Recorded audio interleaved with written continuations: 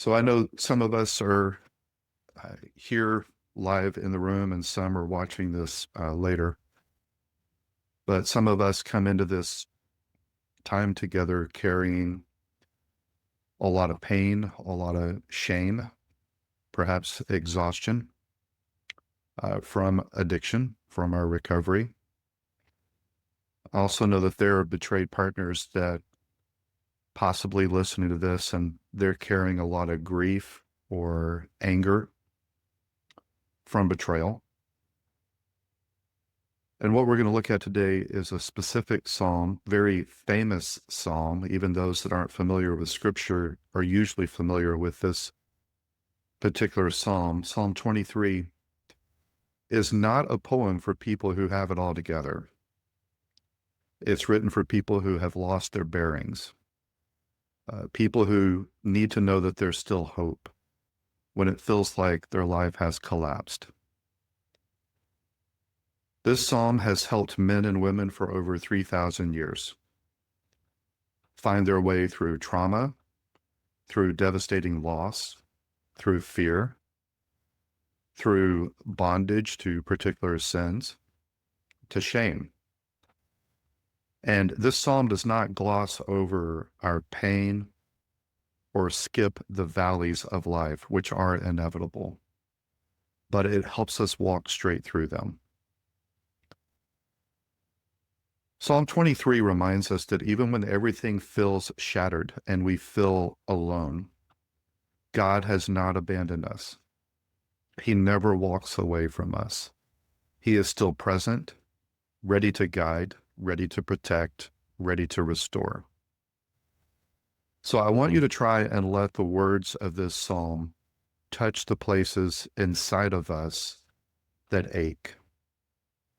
And let these words reteach your heart what safety feels like, what it means to be guided, nourished, and restored by a shepherd who does not flinch at our story. So today's session is not about information. I hope that it's about transformation, that we're not just mentally analyzing a poem, but we're experiencing it and we're walking through it.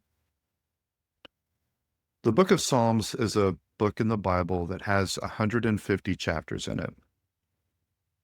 And you can think of it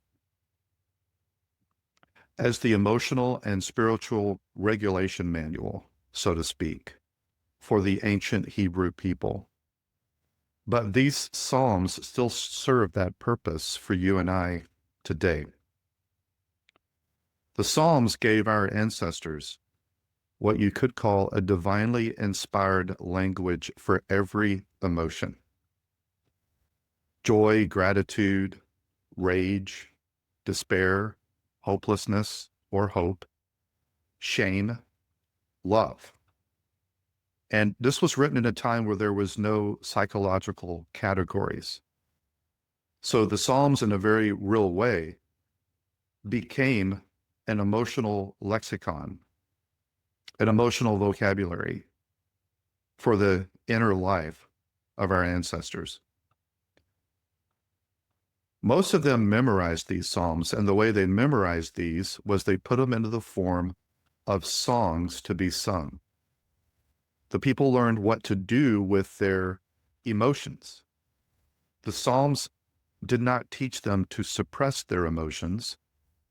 They taught them to bring their emotion into a conversation with God, that He can handle our emotions, even overwhelming emotions. In short, the Psalms didn't just record emotions, they regulated emotions. They modeled truth-telling towards our higher power. And today they invite us to bring every inner experience that we have and externalize it through dialogue and prayer to our higher power so that our emotions can be expressed and they can be transformed rather than suppressed or acted out destructively. As you and I process and we deal with emotions, if we leave God out of that, if we bypass God in that process, we are missing out on what I believe to be the single greatest source of emotional regulation and emotional health. And we're left to just try to depend upon ourselves.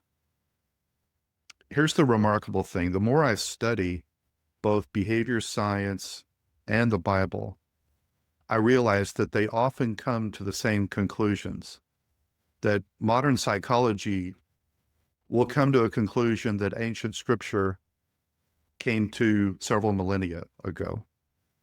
For example, modern psychology has confirmed what God built into practice 3,000 years ago, that healing begins when we can name and express our emotions in a safe, attuned relationship. Or you could call it a safe attachment. But that kind of attachment isn't limited to just other humans. It can be divine. That safe attachment could and should be our relationship with God. The Psalms remains one of the greatest gifts for the health of our soul, for soul care. It's an invitation to process our emotions with God, not against God. One Old Testament scholar that spent his life studying the Psalms is named Walter Brueggemann. And he came to this conclusion. He described the Psalms and really our whole life with God as being in three different movements. And he called the three movements orientation or disorientation or reorientation. And the movements usually go in that order. Orientation is when we feel like life is steady, things are familiar and stable.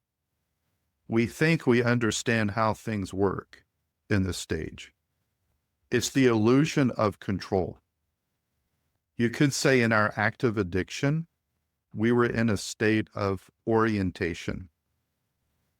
The next movement that Brueggemann talks about that we find in life and in the Psalms is disorientation. This comes when everything fractures. For us addicts, this is often the day of exposure or a day of relapse. For betrayed partners, disorientation is often the shock of discovery and the realization of betrayal, the moment that their world stops making sense and they don't know what to believe. Disorientation is the valley that every human goes through, where we have pain or shame or anger or confusion and chaos swirling together. But Brueggemann talks about a third movement, and he calls it reorientation. And when he says reorientation, he means the emergence of a new normal. It's not the old normal that is restored. It is a new normal that is now deeper, with more humility, with more honesty. It's a new normal that is birthed from God's presence and God's deliverance from the disorientation. When we're in reorientation, it's the moment that we realize that we have survived something that could have and should have destroyed us. And so gratitude begins to return.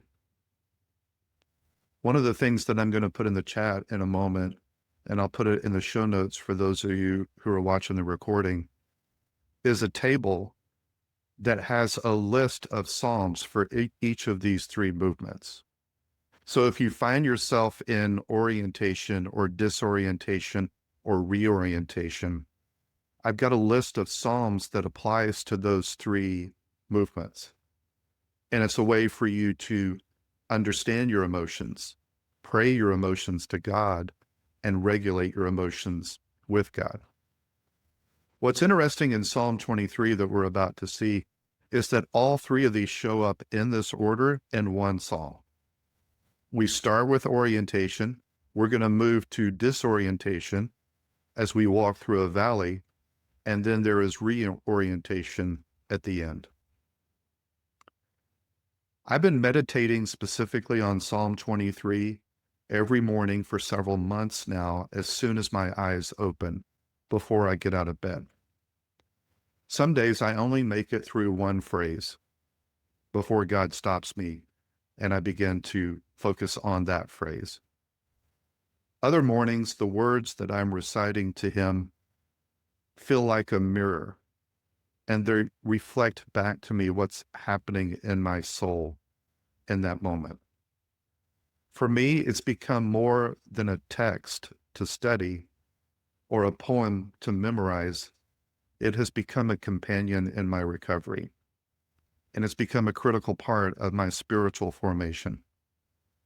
So we're about to unpack it together, one verse at a time.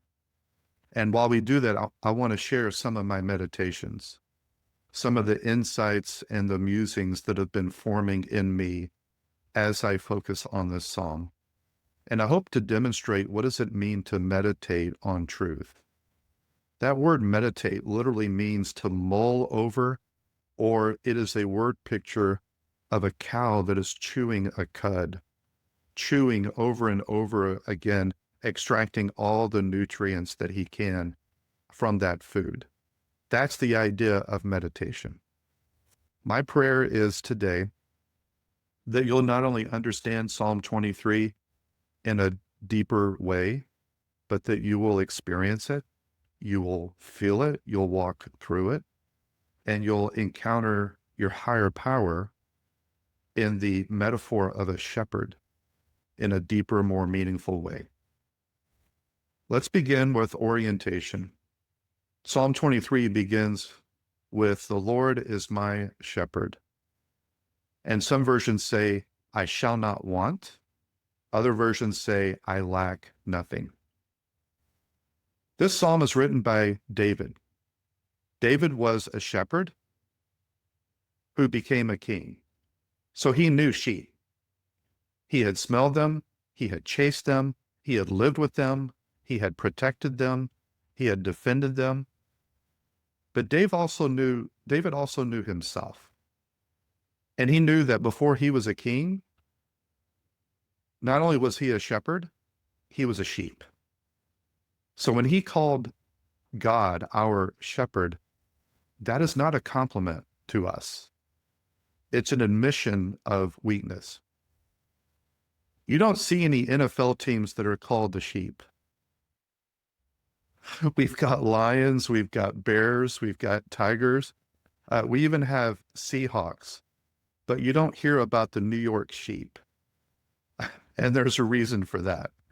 It's not a compliment to be called a sheep. In fact, let me show you two very brief videos that kind of illustrate just how stupid sheep are. And these videos illustrate what my active addiction days were like. Perhaps you can relate.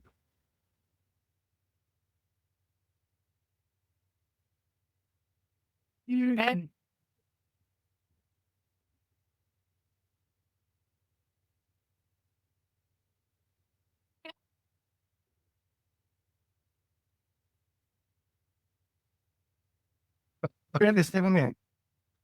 one more.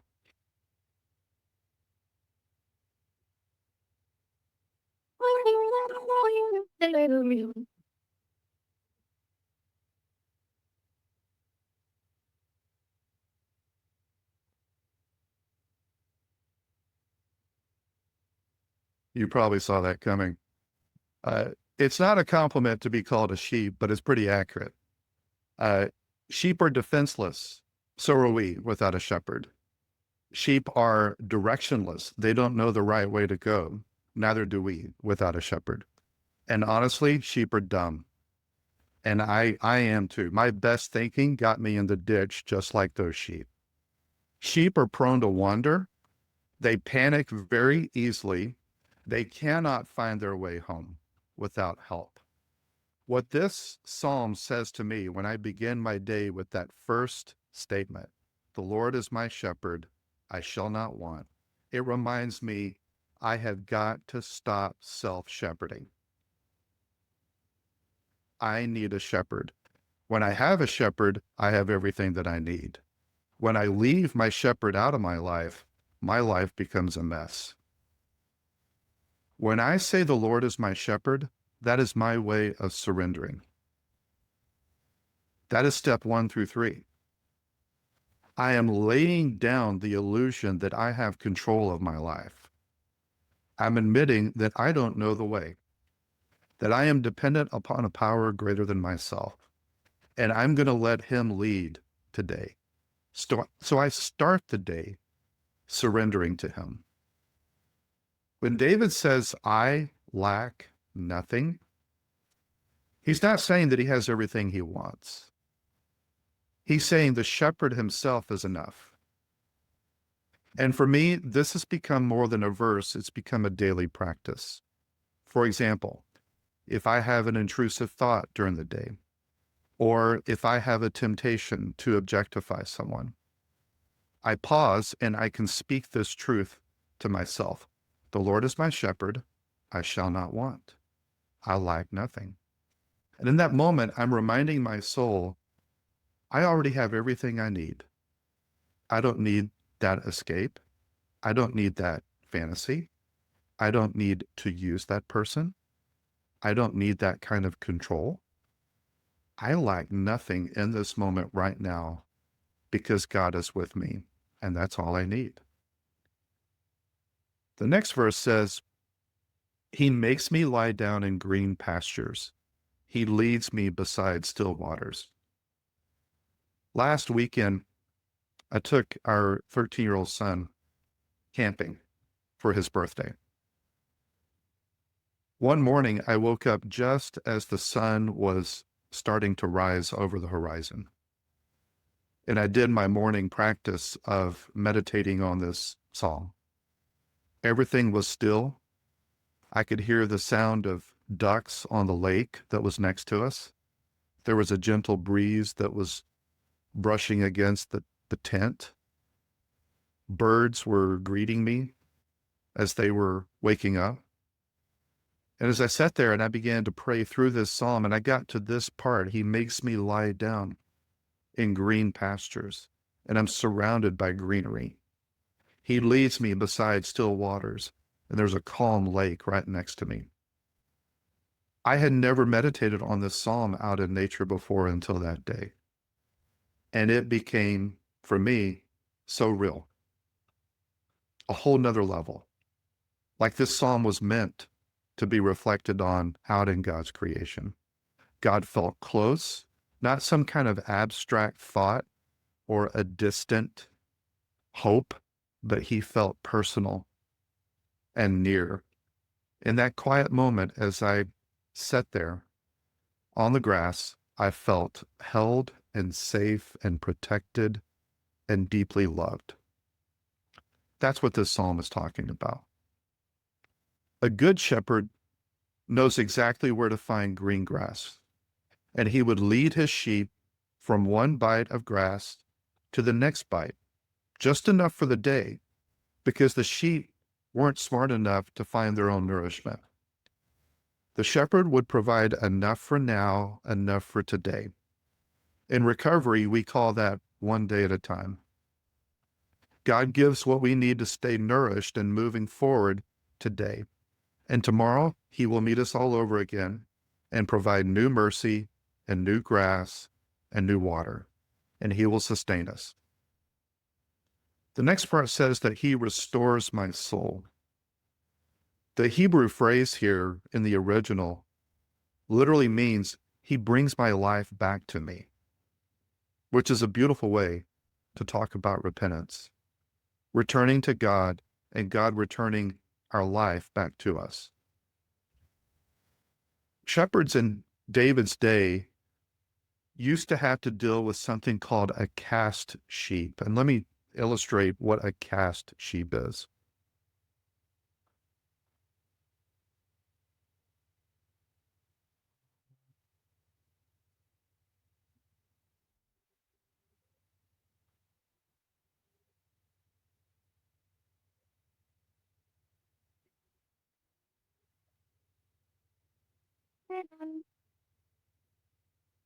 What that simply means is it was very common for a sheep to fall onto their back, and their legs would be flailing and they would be stuck. They can't even get themselves upright. That's how dependent they are on the shepherd. And if they're left that way too long, they will die. So a good shepherd notices this, and he goes to a cast sheep. He kneels down beside it. He gently lifts it up. He massages their legs to bring back blood flow, and he helps it stand again. And he stays there until the sheep's breathing slows down and his balance returns and he's calibrated again.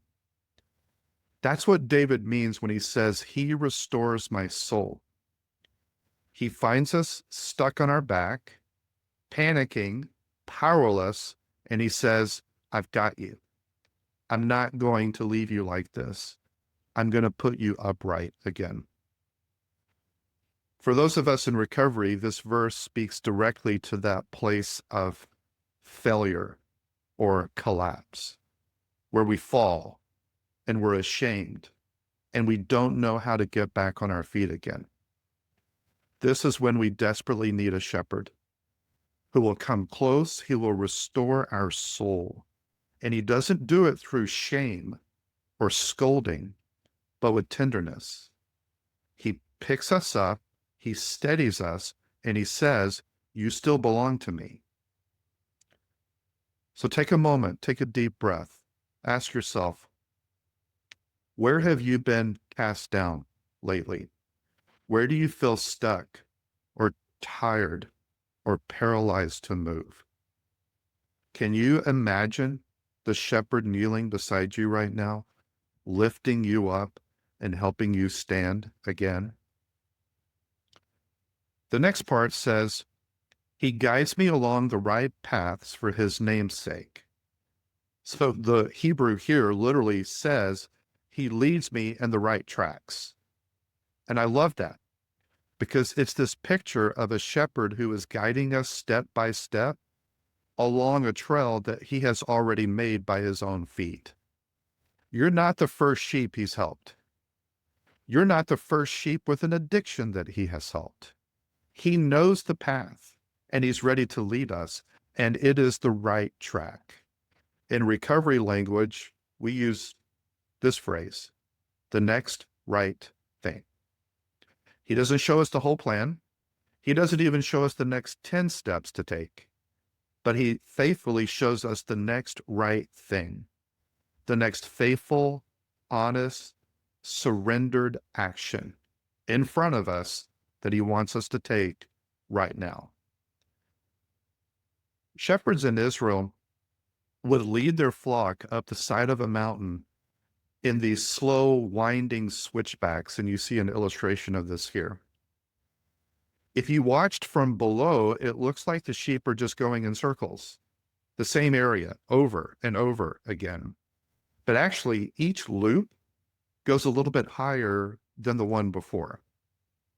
It's not a straight incline up the mountain, but it's a zigzag back and forth. That's what recovery feels like. That's what spiritual formation feels like. We keep circling very familiar lessons around transparency or surrender or shame or boundaries or humility or forgiveness. But the truth is, the shepherd is raising us higher and higher with each pass. It's not failure, it's part of our formation. We're learning to walk steadier. We're learning to trust the shepherd more deeply, and we're learning to rest sooner. So take a moment and ask yourself, what might be the next right thing? And what would that look like for you today? Where is the shepherd inviting you to take just one small, faithful step? The next phase is disorientation. It's worded like this: even though I walk through the valley of the shadow of death, I will fear no evil, for you are with me. Your rod and your staff, they comfort me. Now, there is no way to get to higher ground or greener pastures without going through the valley. And actually, there is a place between Jerusalem and Jericho that's called the Wadi Kelt. Here's a picture of it today. This is what David is referring to. You'll notice in the background of this picture a monastery that was built in the 5th century. This is a narrow canyon that is known as the Valley of the Shadow. This is precisely what David was referring to. It is a steep, dark valley that is filled with hidden caves around every corner where predators or bandits could be waiting. In fact, if you're familiar with the parable of the Good Samaritan that Jesus taught, he referred to this path when he talked about that story. Shepherds did not avoid this valley. They would intentionally go through it because there were greener pastures on the other side. And there were quiet waters that the sheep could never reach any other way. He didn't go around it. He would lead the sheep through it. For us in recovery, we know what valleys feel like. The valley might be the pain of D-Day and the exposure. The pain might be the loneliness after disclosure. The valley may be the crushing shame that you experience that whispers in your ear that you will never change. Or the fear that a betrayed partner experiences when she thinks that she will never be safe again.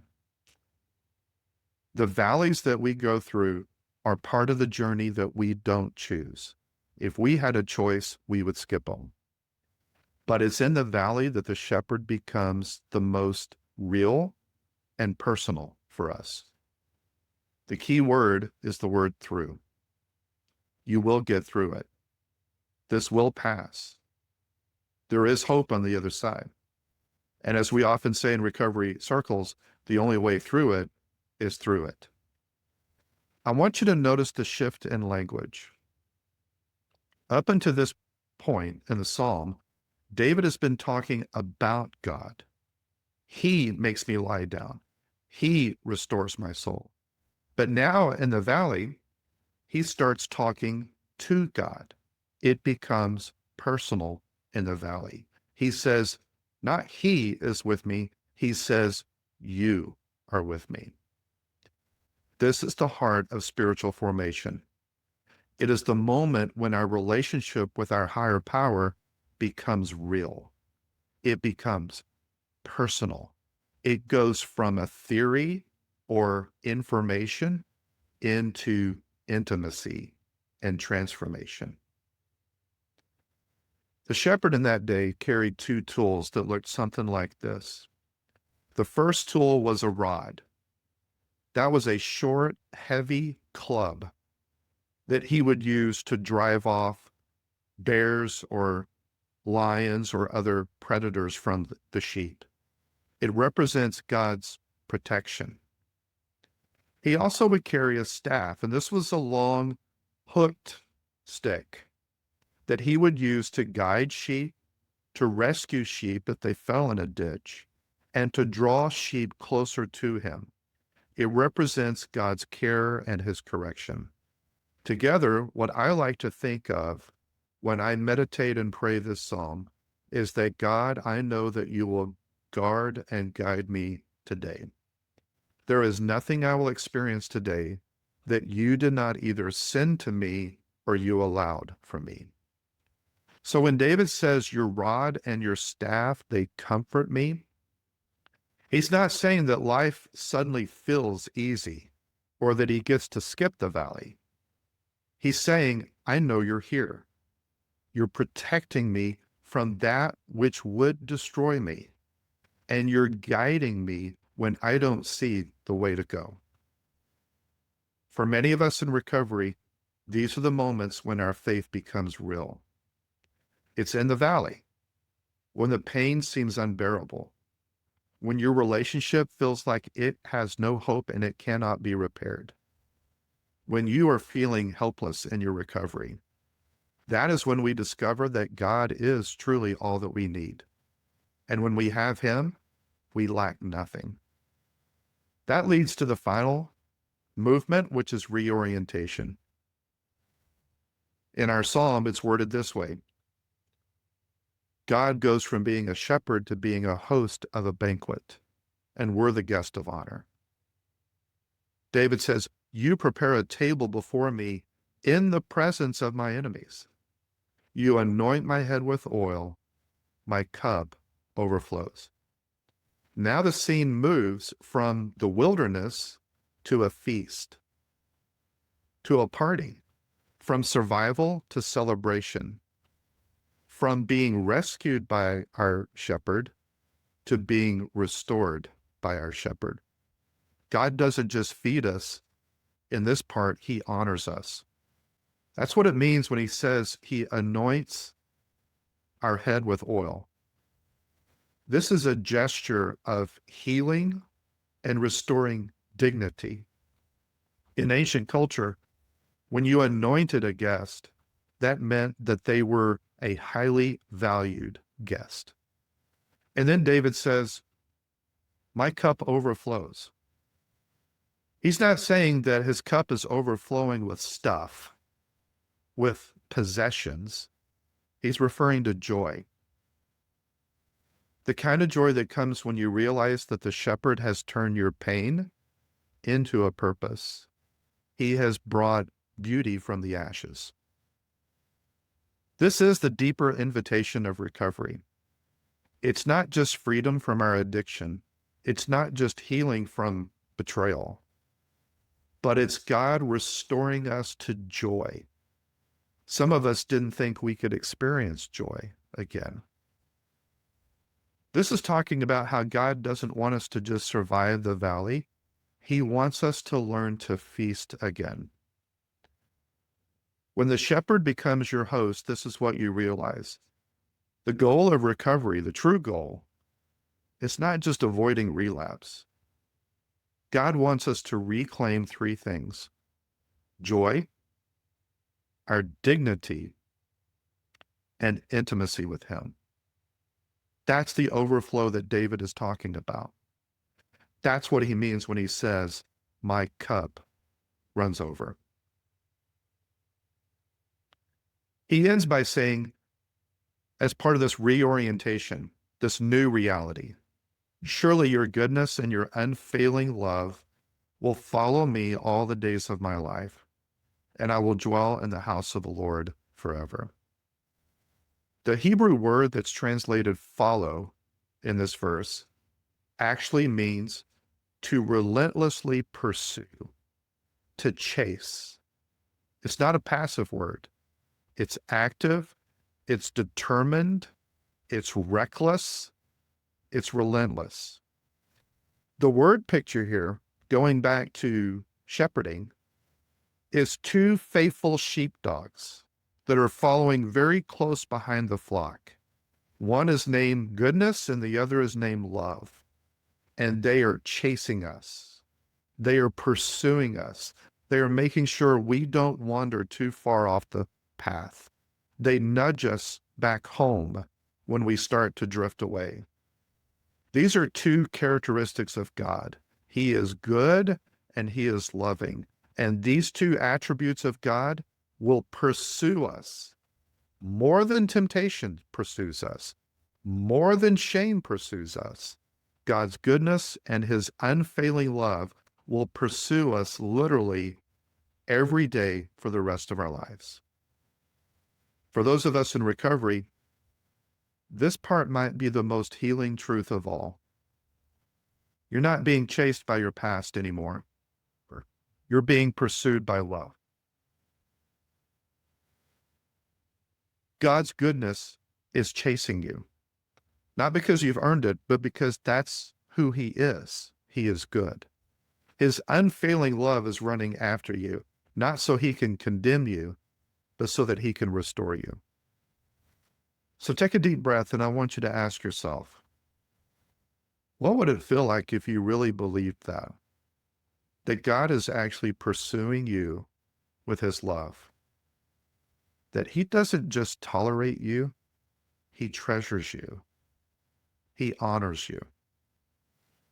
David ends with this phrase, I will dwell, I will remain, I will settle in the house of the Lord forever. Here's what he's saying.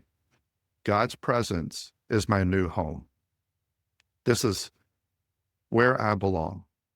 After all the wandering, after all the valleys, after all the shame, the temptation, all the battles that we fight, the shepherd wants to lead us home. And where is home? His presence. We don't have to run. We don't have to hide. He just wants us to come home.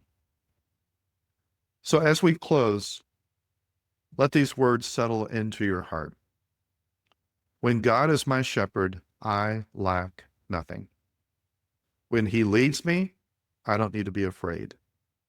When he hosts me, my cup overflows with joy. When I dwell with him, I'm finally home. So wherever you find yourself today, maybe you're in green pastures, maybe you're in dark valleys, or maybe you're at the table of celebration of new beginnings. May we all remember this truth. You are seen, you are pursued, you are loved, and you are never walking alone. Here's some questions for us to consider and reflect upon. Which movement best describes your current season today?